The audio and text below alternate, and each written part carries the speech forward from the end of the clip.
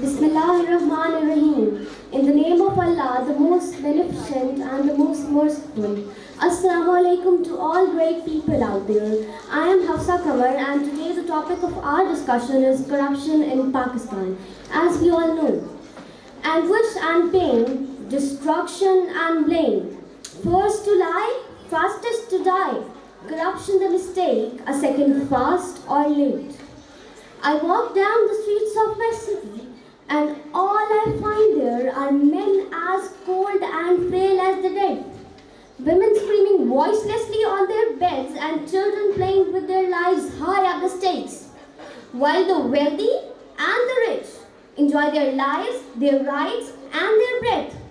It is said, when rich people fight wars with one another, poor people are the ones to die. Today, we live in a world full of hopelessness, brutality and rage. No one is loyal to the other and above all, each and every sector of this community is infected with corruption. Everyone practices corruption to the extent they can. The farmer will sell the seeds at higher prices just to gain some extra cents. The teachers will skip some of the contents just to save some time. The laborers won't work until their boss comes to supervise them. And the politicians will fill their pockets with the hard-earned money of the public until it is the election time. As said, power doesn't corrupt people. People corrupt power.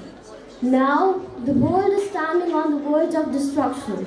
We all are scavenging on its integrity, dignity and sovereignty.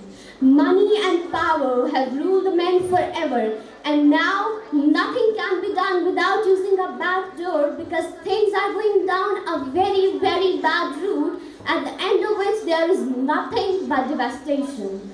So what should we do in this case? We correct ourselves.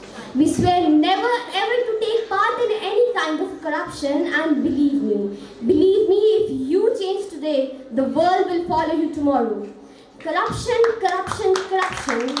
it is now a profession. It is a malicious cancer, deep-rooted, posing danger.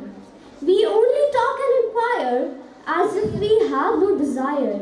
We hardly raise our voice as if we have no choice. Now, let's just pledge to fight to erode this termite. This is Hafsa Kamar signing off. Allah Hafiz.